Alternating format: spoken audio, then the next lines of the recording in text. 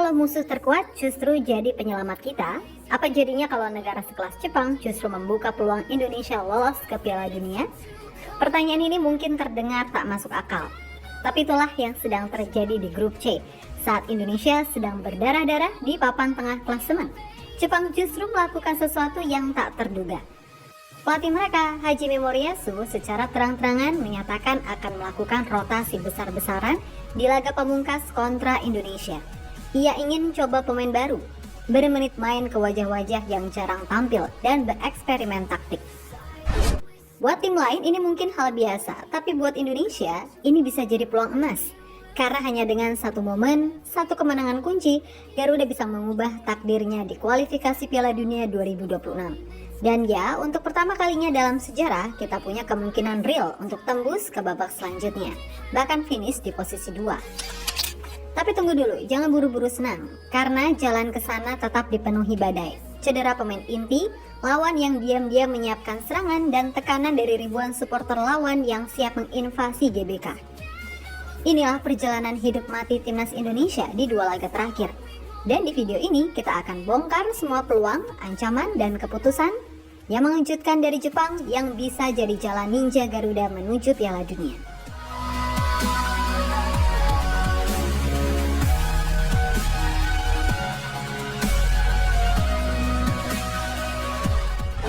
Timnas Indonesia sedang berada di persimpangan paling krusial dalam sejarahnya. Dari 8 pertandingan yang sudah dilalui, Garuda mengkoleksi 9 poin. Hasil ini menempatkan Indonesia di posisi keempat klasemen grup C. Posisi yang sebenarnya belum aman, masih ada 2 laga hidup mati. Pertama, menjamu China di Stadion Utama Gelora Bung Karno pada 5 Juni. Dan 5 hari setelahnya, laga berat kontra Jepang di Suita City Football Stadium. Tapi tak semua berita datang dengan harapan. Indonesia harus kehilangan 2 pemain kunci, Martin Paes dan Marcelino Ferdinand, karena akumulasi kartu. Sementara 2 lainnya, Kevin Dix dan Dean James, masih dalam status meragukan akibat cedera serius di klubnya. Pelatih timnas Patrick Kluivert menghadapi tantangan nyata. Ia dituntut untuk menyusun ulang strategi, memainkan pemain pelapis sekaligus mempertahankan ambisi besar untuk lolos Piala Dunia pertama kalinya. Namun bukan berarti semua harapan hilang. Dengan modal kemenangan terakhir atas Bahrain dan dukungan penuh dari supporter di GBK, timnas masih punya nyala api untuk melanjutkan perjalanan ke babak selanjutnya. Kini di saat tekanan makin besar di kubu Garuda, angin segar justru datang dari arah yang tak disangka dari Tokyo. Pelatih Jepang Hajime Moriyasu mengumumkan bahwa dirinya akan melakukan rotasi besar-besaran di laga pamungkas menghadapi Indonesia. Ya, Jepang memang sudah tidak punya beban. Dengan 20 poin dan status sebagai pemuncak klasemen, mereka telah mengunci tiket ke Piala Dunia 2026. Tapi keputusan Moriyasu jelas tak biasa. Lewat media Jepang, Sanspo, ia menyatakan akan mencoba wajah-wajah baru di skuadnya, eksperimen taktik, pembaruan pola, serta kesempatan bagi pemain muda. Mempertimbangkan banyaknya pertandingan yang dilalui di level klub, ditambah faktor cedera, saya akan melakukan beberapa pergantian dari skuad kami Maret lalu. Saya juga ingin menantang diri untuk mencoba variasi taktik, kata Moriyasu dikutip dari Sanspo. Ya, alasannya karena saat ini Jepang ingin menantang diri dan memperluas cakupan permainan sebelum tampil di pentas dunia. Agar Jepang bisa bersaing di Piala Dunia nanti, saya rasa baik untuk kami memperluas cakupan taktik demi mendapatkan tim yang lebih kuat. Dan disinilah letak peluang besar Indonesia. Jika Jepang benar-benar menurunkan tim lapis kedua, maka Garuda bisa menghadapi lawan yang untuk pertama kalinya tak tampil dalam kekuatan penuh. Namun ingat, meskipun bukan skuad utama, Jepang tetaplah Jepang. Mereka punya kedalaman luar biasa, bahkan bisa membentuk 3 tim dengan kualitas hampir setara. Tapi setidaknya ini memberikan harapan, dan harapan itu adalah bahan bakar terbaik untuk meledakkan semangat juang timnas Indonesia.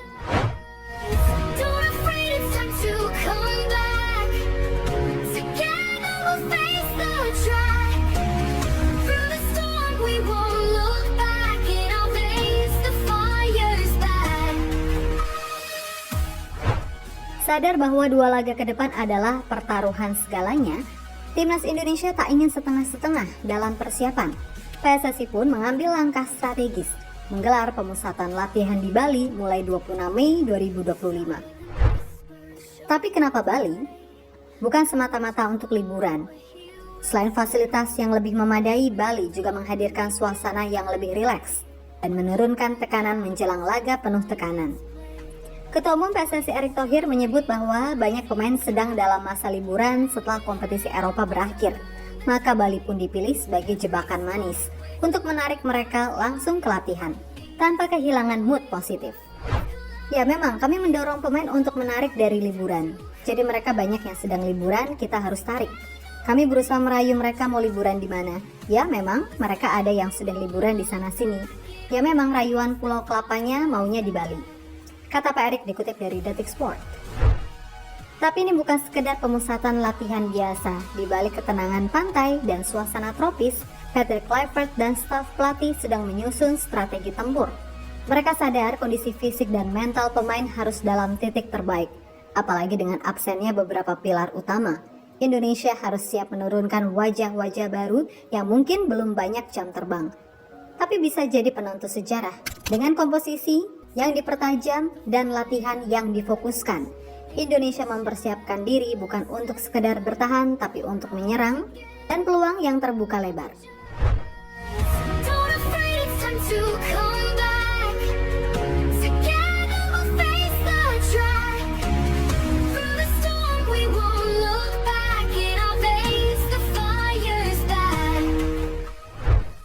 Tapi jangan salah, laga melawan China pun bukan perkara mudah. Tim asuhan Branko Ivankovic juga sedang bergerak cepat. Bahkan tim logistik mereka telah lebih dulu tiba di Jakarta sebulan sebelum pertandingan.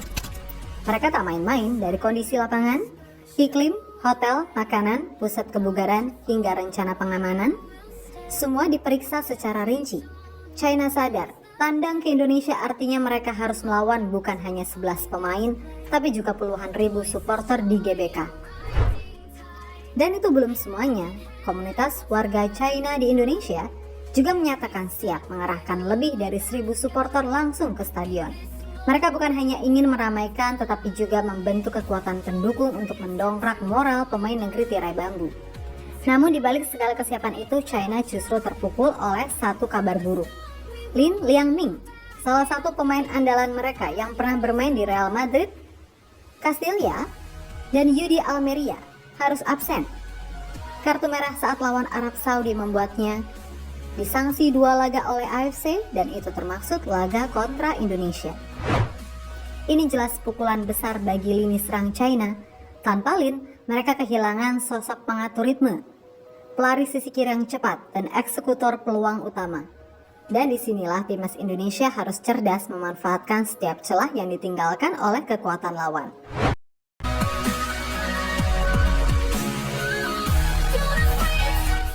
Dengan 2 laga tersisa, jalan ke Piala Dunia memang belum pasti, tapi harapan itu nyata. Dan kini mari kita hitung, seberapa besar peluang Indonesia lolos? Saat ini Garuda duduk di posisi 4 klasemen grup C dengan 9 poin dari 8 laga. Di depan ada Arab Saudi dengan 10 poin, Australia 13, dan Jepang di puncak dengan 20 poin. Target minimal lolos ke ronde 4. Caranya cukup kalahkan China di GBK. 3 poin tambahan akan membuat Indonesia mengunci posisi 4 besar apapun hasil melawan Jepang nanti. Tapi bagaimana kalau kita bicara lebih besar? Peringkat 3 atau bahkan posisi 2 itu bukan mimpi. Kalau Indonesia menang atas China dan Jepang, Garuda akan mengkoleksi 15 poin. Di sisi lain, kalau Australia kalah dari Jepang dan Arab Saudi, mereka akan mentok di 13 poin. Arab Saudi sendiri jika terpeleset di 1 laga saja, peluang kita terbuka makin lebar.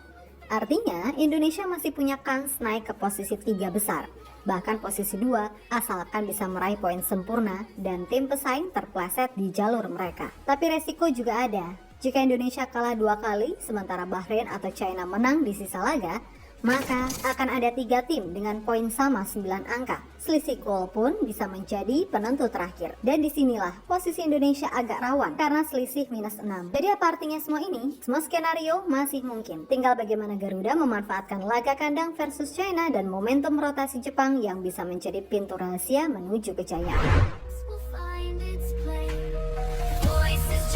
Ketika takdir sepak bola sedang menulis ulang peta kekuatan Asia, Indonesia berdiri di ambang sejarahnya sendiri. Keputusan Moriyasu bisa saja jadi kebetulan, atau mungkin isyarat tak langsung bahwa Asia menginginkan sesuatu yang baru, sesuatu yang segar. Indonesia di Piala Dunia. Tapi sepak bola bukan ditentukan oleh kebaikan lawan, melainkan oleh kerja keras, keberanian, dan mental juara di lapangan. Visi di Bali, rotasi Jepang, absennya pemain China, semuanya adalah peluang. Tapi peluang hanya berarti jika kita siap menjadikannya kenyataan. 2 pertandingan, 2 kesempatan, dan 1 mimpi yang sudah lama ingin digapai. Kini bola ada di kaki para pahlawan Garuda, dan doa ada di ribuan hati rakyat Indonesia yang siap memenuhi GBK, menonton di rumah atau dimanapun berada, dengan semangat tak tergoyahkan. Apakah Indonesia siap mengejutkan dunia? Saatnya bukan cuma harapan, tapi bertarung untuk sejarah. Ayo dukung dan kirim doa untuk kemenangan timnas Indonesia.